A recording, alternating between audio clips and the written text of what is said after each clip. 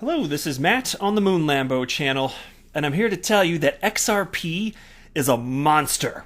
Now, that's actually a quote from XRP community member Galgatron, who just put out a string of tweets. Because here's one of the things that he does that I really appreciate as an XRP community member. He goes to the trouble of putting together a bunch of analysis and charts for different metrics that you can track what's going on with XRP, and I'm going to run through all of it with you in this video. But he teased it at the top of his thread. He put together a new chart that I had not seen him put together that compares XRP and Bitcoin in a very interesting and freaking hilarious way, at least from my perspective. And he goes on to call XRP a monster, and you will see why in this video. So there's lots to cover and run through here. Also, I've got some interesting data regarding institutional custody of cryptocurrencies. And where is it taking place? You wouldn't believe how much of it is taking place in the United States, actually, despite regulatory uncertainty. I was surprised. You will be too. But before we go any further, if you would please delicately tap that like button, I would certainly appreciate it. If you would be willing to hit that like button, it will tell YouTube to promote this video further to other unsuspecting victims. And then they'll get tricked into watching a Moon Lambo video. That's what's up.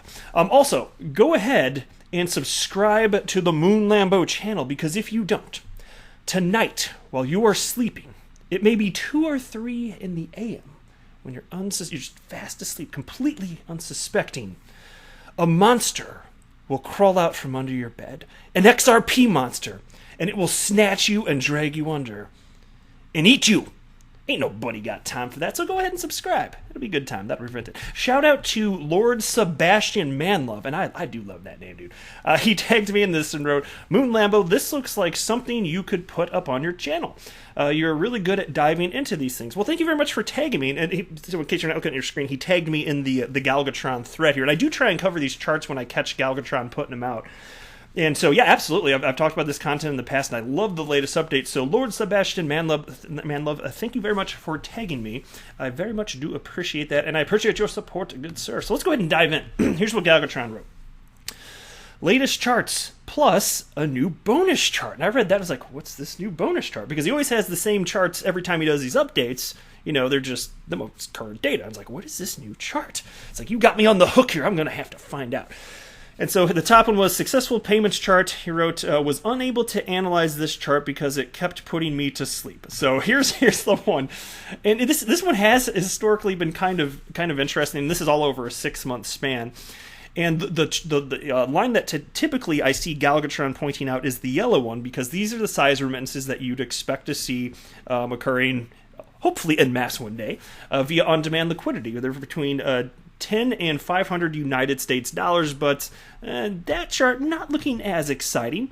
Then there's some others, and I'm not going to go in depth on all of these. It'd be too much, and I want to highlight the few that are interesting to me. Then there's so he's got the sum of payments in USD, moving average. Let me go down a little bit further. Account openings. I always love checking this one.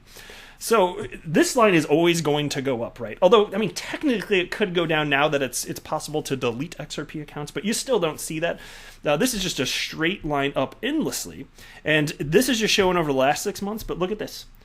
There are almost 2 million XRP created accounts. And so I want you to keep this in mind. Despite whatever price action is occurring with XRP, even if it's scary and not so fun to look at when it's going down, which there's been a lot of that the last couple of years. I got it. I'm here too. I'm looking at the same stuff.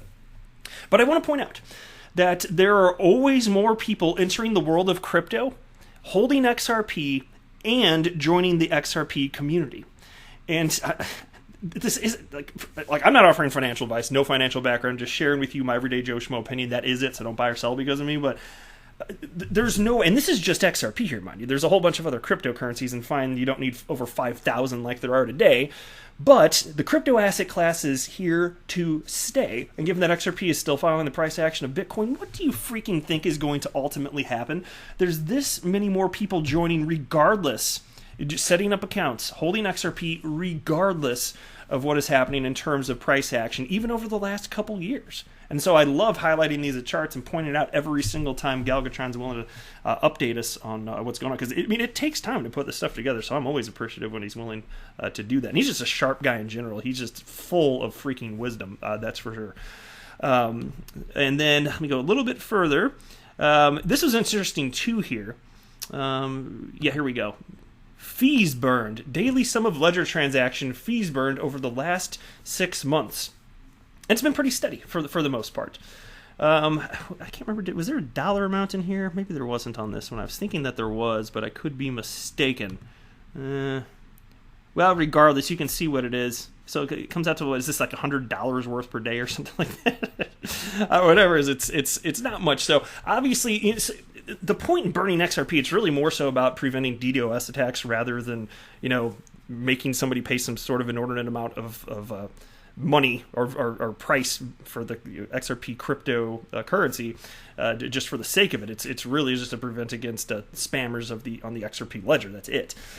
So it's fractions of a penny, obviously.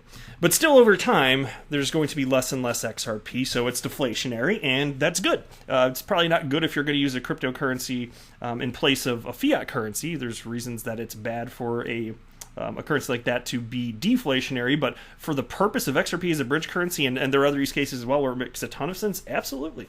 And it's quite fantastic. But that's also why you're not, in reason 1,000,001, why it will not be the case ever that one cryptocurrency will rule them all.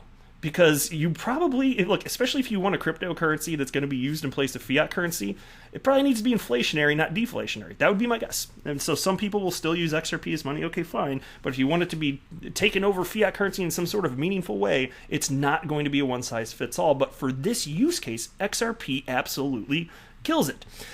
And then here's another tweet. So we're getting to the surprise bonus now. And he writes the following. And the super bonus chart, daily ledger transaction volume contrasted with Bitcoin's pathetic maximum and a line showing 5% of the XRP ledger's capacity. I could only fit 5% on the chart because any more would make the other values bottom out. And I'm gonna blow up the chart in just a second here, but let me go a little bit further because he modified one in a comical way that I want to share with you. But just sit tight for just a second. He then wrote the following. Again, this is Galvatron.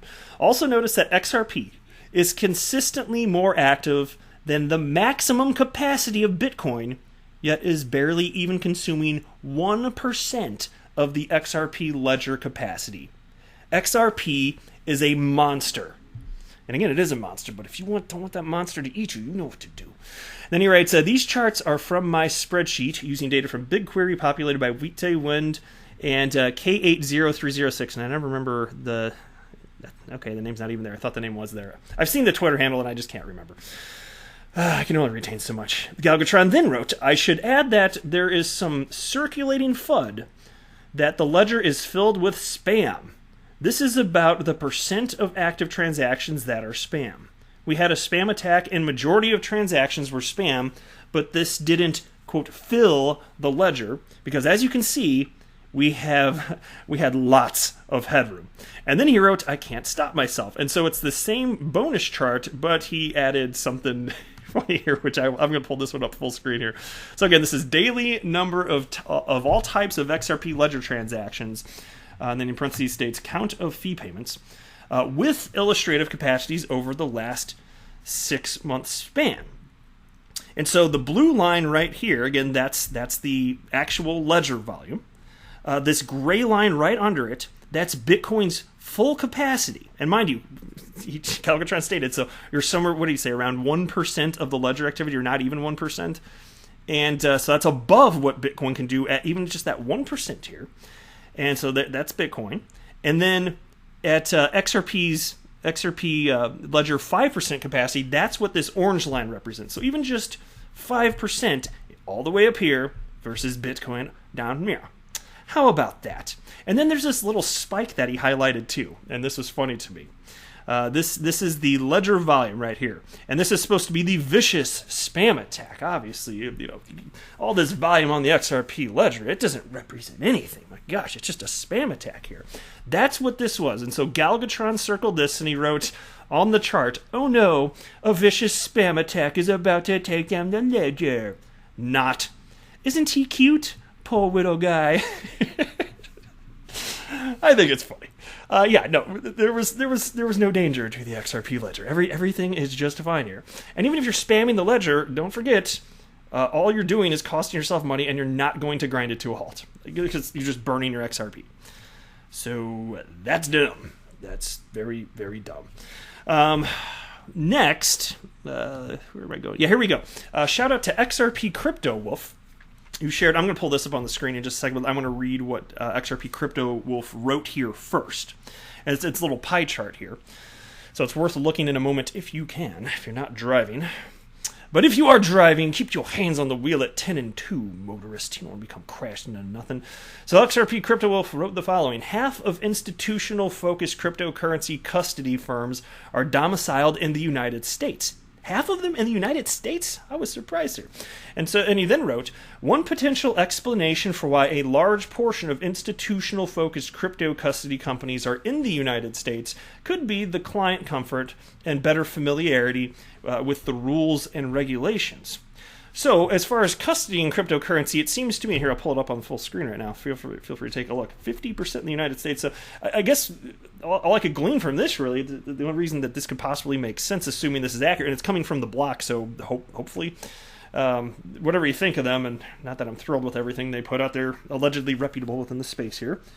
And so the only thing that I could really ultimately think here is if this is happening, and just from a regulatory perspective, you're talking about the custody of cryptocurrencies for institutional investors, which is different than the sort of regulatory clarity that would be necessary if you're going to be building on top of a blockchain or issuing an ICO, anything along those lines. So in terms of development, major uncertainty, but this would lead me to think, okay, well, if there's this much custody here in the United States, what else could it be?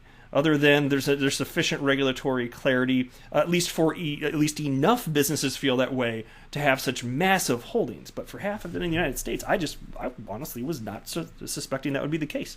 Still looking to see what happens with PolySign. That would be the new company newish, within the last few years they started working on it. I can't remember the exact starting point, but they're in stealth mode. And it's a firm created by David Schwartz, who is co-creator of the XRP Ledger, and he's a CTO at Ripple, along with Arthur Brito, who is another co-creator of the XRP Ledger. So those two geniuses are working to create PolySign, which is institutional-grade custody, and that's effectively all we know about it. And he's talked so enthusiastically about it in stating that he really wants to tell us more, but he's under a non-disclosure agreement at the time. David Schwartz had said that. So one day we'll know it all. Or maybe not at all, but a lot more anyway. I'm curious about it. It hasn't been in the news in a long time, but we shall see. But they will be working on some interesting solutions, they promise, for institutional-grade cryptocurrency custody. That's it for this video, though. Thank you for stopping by, my friends. I am not a financial advisor. Do not buy or sell anything because of anything that I say or write. That would be a very, very, very bad idea. Until next time, to the moon, Lambo!